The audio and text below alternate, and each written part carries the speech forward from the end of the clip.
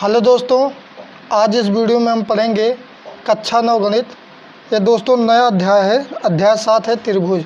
तो दोस्तों आज इस वीडियो में हम त्रिभुज के अध्याय 7 त्रिभुज के बारे में जानेंगे। तो चलिए दोस्तों देखते हैं। तो दोस्तों चलिए अध्याय 7 देखते हैं त्रिभुज। तो सबसे पहले हमारी दिया है 7.1 भूमिका में दिया है। तो सबसे पहले हमें एक त्रिभुज बना लेते हैं। तो दोस्तों ए मान लीजिए ए हो गया, ए बी हो गया, ए सी हो गया। तो दोस्तों इसकी त्रिभुज की परिभाषा क्या होगी? तो इसकी परिभाषा होगी तीन प्रतिच्छेदी, मतलब तीन प्रतिच्छेदी रेखाओं द्वारा बनाई गई एक बंद आकृति क्लोज्ड फिगर एक त्रिभुज कहलाती है, अर्थात ट्रायंगल कहलाती है। जैसे हमारी कितनी रेखाएं हैं? 1 2 3। कितनी रेखाएं हैं? 3। तो ये हमारी बंद आकृति हो गई। तो क्या इसे क्या कहेंगे? त्रिभुज। फिर से समझिए, अच्छे से समझिए आप लोग। इसमें दिया है बुक में कि तीन प्रतिच्छेदी रेखाएं, अर्थात तीनों रेखाएं प्रतिच्छेदी मतलब काटती हैं। तो तीन रेखाएं काटती हैं, तो तीन प्रतिच्छेदी रेखाओं द्वारा बनाई गई एक बंद आकृति, अर्थात इस तीनों रेखा जो काट रही है हमारी बंद आकृति को क्या कहते हैं? हम कहते हैं ट्रायंगल, अर्थात त्रिभुज। तो दोस्तों इसको मान लीजिए ए, इसको मान लीजिए बी, इसको मान लीजिए सी। अब ये ज़रूरी नहीं त्रिभुज इसी प्रकार से हो, त्रिभुज किसी भी प्रकार से हो सकता है। त्रिभुज इस प्रकार से भी हमारा बन सकता है। तो इसको भी हम त्रिभुज कहेंगे। तो दोस्तों इसमें देखिए, तो इसमें दिया है एक त्रिभुज की तीन भुजाएं होती हैं। तो त्रिभुज की भुजाएं कितनी होती है? भुजा बराबर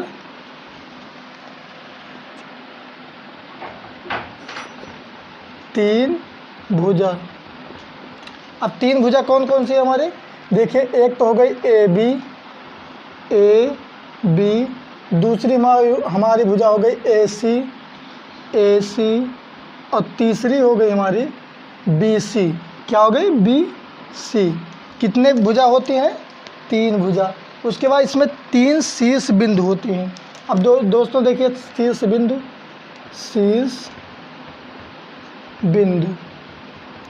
अब दोस्तों शीर्ष बिंदु हमारे एक बिंदु ए हो गए, एक बिंदु ए हो गए, एक बिंदु ए हो गए, अर्थात ए बी और सी।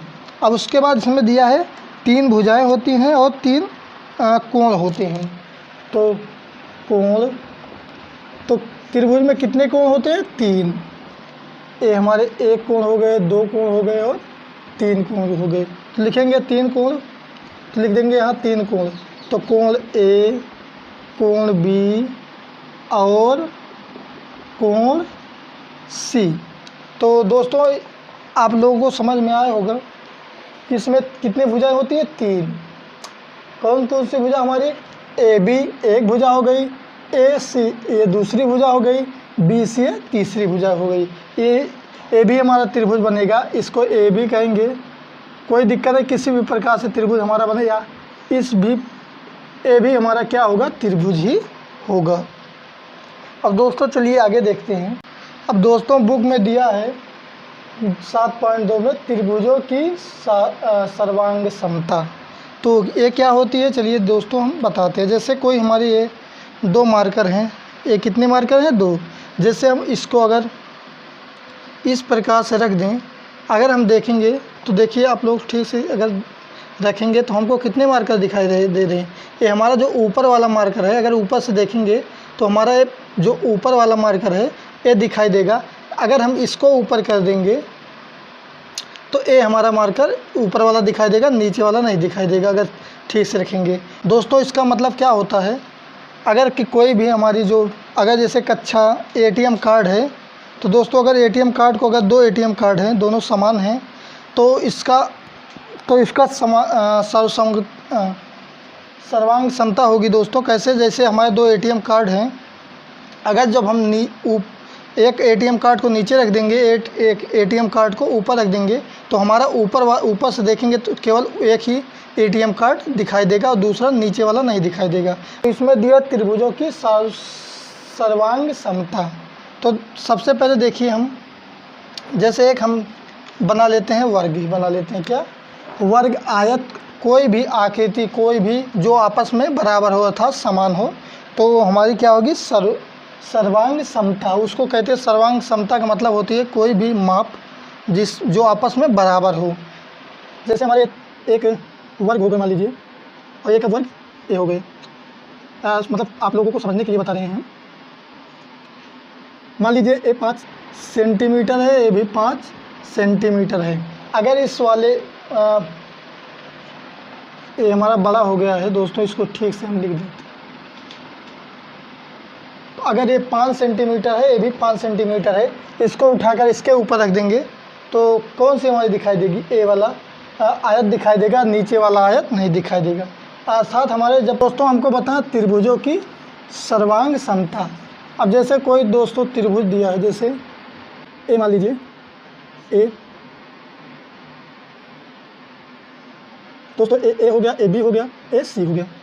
मान लीजिए दोस्तों यहाँ हम पहले मान लीजिए पी क्यू, अब इसको मान लेते हैं हम आर। तो दोस्तों मान लीजिए हमारे सभी आकृति बराबर हैं, मतलब ये वाला त्रिभुज मान लीजिए ये 3 सेंटीमीटर है, ये इसकी भुजा 3 सेंटीमीटर है, 3 सेंटीमीटर। तो हमारे त्रिभुज क्या होंगे?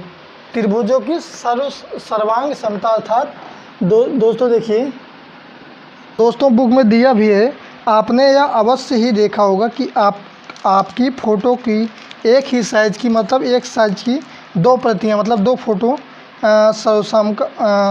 सर्वसम होती हैं। इसी प्रकार एक ही माप की 2 चूड़ियाँ, अगर कोई हम 2 चूड़ी लिए हैं और एक ही तो इसका एक ही माप की होगी, तो दो पीछे रखेंगे तो पहली वाली जो ऊपर होगी वो दिखाई देगी और पीछे वाली नहीं दिखाई देगी। तो दोस्तों हम क्या कहेंगे? त्रिभुज एक बना देंगे छोटा सा, त्रिभुज ए भी सर्वसम अर्थात सर्वसंगम मतलब क्या होता है? बराबर होते हैं। अगर इसको हम रखेंगे इस पे तो हमारे बराबर हो जाएंगे। दोस्तों आप लोग ठीक से लिख लीजिएगा, ये हम माप नहीं लिखे माने हैं, बस वैसे ही लिख दिए हैं। तो ये सर्वांग समता का ये सिंबल होता है, तो लिखेंगे त्रिभुज पी क्यू आर। अब दोस्तों दिया है हमारा 7.3 में दिया त्रिभुजों की सर्वांग समता के लिए कसौटियाँ।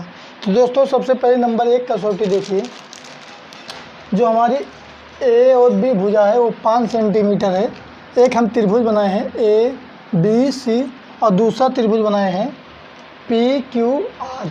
अब दोस्तों ये देखिए, अगर इसको हम इसके ऊपर रखेंगे तो क्या ये हमारी त्रिभुजों की सर्वांग समता होगी? देखिए अगर हम इसको रखेंगे इस पे तो हमारी ए वाली आकृति क्या होगी? इस प्रकार से बनेगी। तो दोस्तों ये दोनों त्रिभुज हमारे त्रिभुजों की सर्वांग समता नहीं होगी, मतलब ये दोनों अगर हम इस वाले त्रिभुज पे इस वाले त्रिभुज पे इसको रखेंगे तो ये हमारा बराबर नहीं होगा, अर्थात दोनों हमारा दिखेगा। जैसे दोस्तों ये हमारे मार्कर हैं, अगर यही मार्कर अगर थोड़ा बड़ा और छोटा रहेगा तो किस प्रकार से दिखेगा? तो दोनों हमारे दिखेंगे। तो इससे ये हमारे त्रिभुजों की तो ये हमारी पहली कसौटी हो गई त्रिभुजों की सर्वांग समता के लिए कसौटियाँ, पहली कसौटी हो गई। अब दोस्तों दूसरी कसौटी देखते हैं। अब दोस्तों दूसरी कसौटी देखते हैं। मान लीजिए हमारा एंगल भी बराबर है और तो मान लीजिए हमारा ये भुजा भी बराबर है, ये नीचे वाली वो ये एंगल भी बराबर है, तो क्या होगा? हमारे सर्वांग समता होंगे तो देखिए अगर इसको हम इस पे रखेंगे तो हमारी सर्वसमानता नहीं होगी, क्योंकि ये 30 अंश है, लेकिन ये जो हमारा ए वाली भुजा है बराबर नहीं है। जब हमारे बराबर नहीं होगी तो दोनों त्रिभुज क्या होंगे? आपस में अगर इसके ऊपर रखेंगे तो हमारे दिखेगी। तो अब 230 त्रिभुजों की तीसरी सर्वांग समता को देखते हैं कसौटियाँ। तो तो दोस्तों इसमें देखिए हम दो त्रिभुज बनाए हैं, ए बी, एक रेखा ए बी और ए सी, ए बी सी, त्रिभुज ए बी सी में। अब दोस्तों देखिए यहाँ त्रिभुज पी क्यू आर। अब जो हमारा पी क्यू है वो 5 सेंटीमीटर है और ए बी भी 5 सेंटीमीटर है। उसके बाद देखिए यहाँ ए सी बराबर 4 सेंटीमीटर है, पी क्यू बराबर पी आर बराबर 4 सेंटीमीटर, अर्थात हमारी को ए वाला कोण भी बराबर है, ए भुजा भी बराबर है और ए वाली भुजा बराबर है। देखिए ये भी 30 सेंटीमीटर 30 अंश है, ये भी 4 सेंटीमीटर 5 सेंटीमीटर। तो हम क्या लिखेंगे, जब हमारी ए बी बराबर पी क्यू, ए बी बराबर है पी क्यू के, ए बी हमारा 5 सेंटीमीटर है, पी क्यू भी 5 सेंटीमीटर है, तो इसको बोलते हैं हम साइड अर्थात भुजा। अब दोस्तों देखिए कोण सी ए बी बराबर कोण सी ए बी अर्थात कोण सी ए बी, ये 30 अंश जो हमारा दिया है, कोण सी ए बी बराबर कोण किसके बराबर है, देखिए हमारा 30 अंश ए बी है, R P Q, A B 30 अंश है। तो दोस्तों कोण सी ए बी बराबर कोण आर पी क्यू बराबर एंगल, इसको क्या बोलते हैं, एंगल, अंग्रेजी में कोण या तो कोण। अब दोस्तों यहाँ देखिए ए सी, ए वाली भुजा हमारे कितने अंश के है, ए वाली भुजा कितनी सेंटीमीटर के, 4। अब इसमें देखिए पी आर भी 4 सेंटीमीटर का है। तो दोस्तों तो इसको हम क्या बोलते हैं, तो इसको बोलते हैं यस ए यस। अगर हमारे पी क्यू साइड एंगल और साइड बराबर रहते हैं तो क्या बोलते हैं उसको, यस ए यस। अब दोस्तों चलिए आगे देखते हैं। तो दोस्तों अब ए एस ए सर्वांग समता के नियम क्या होते हैं। अब हमारे ए वाला कोण दूसरे त्रिभुज में देखेंगे, इसके बराबर क्या होगा, जब हमारे दो कोण बराबर रहेंगे तो उसको क्या कहते हैं हम, अर्थात 5 सेंटीमीटर।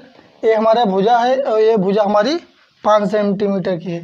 जब एंगल और एंगल हमारे क्या होंगे, दोनों एंगल बराबर रहेंगे और एक भुजा बराबर रहेगी, तो उसको क्या किसको नियम बोलते हैं, ए एस ए सर्वांग समता के नियम, अर्थात ए से एंगल, यस से साइड, ए से एंगल, अर्थात दो एंगल हमारे बराबर रहेंगे और एक साइड मतलब भुजा बराबर रहेगी, तो उसको कौन सा सर्वांग समता के नियम बोलेंगे, ए एस ए।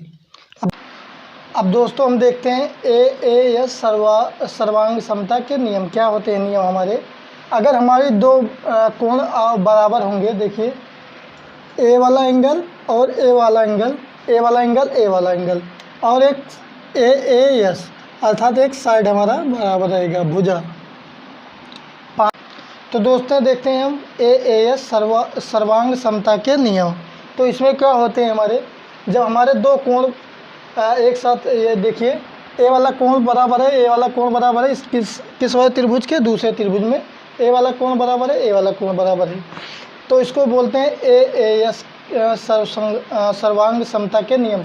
अर्थात जब ए वाला कोण और ए वाले कोण दोनों आपस में बराबर होंगे तो उसको क्या बोलते हैं, ए एस सर्वांग समता के नियम। अगर हमारा जब ए वाला कोण और ए वाला कोण इसके बराबर होता तो उसको क्या बोलते हैं हम, ए एस ए अर्थात एंगल साइड एंगल। तो दोस्तों ये नियम हो गए। अगले वीडियो में दोस्तों हम प्रश्नवाली 7.1 का क्वेश्चन सॉल्व करेंगे। दोस्तों ये वीडियो आपको कैसा लगा कमेंट में अपनी राय ज़रूर बताएं और हमारे एजुकेशन रंजीत कुमार चैनल को सब्सक्राइब करें। दोस्तों कक्षा 6, कक्षा 8 और कक्षा 9 के वीडियो के प्लेलिस्ट इस वीडियो के डिस्क्रिप्शन में दे दिया हूँ। दोस्तों जाकर आप लोग चेकआउट कर सकते हैं। धन्यवाद।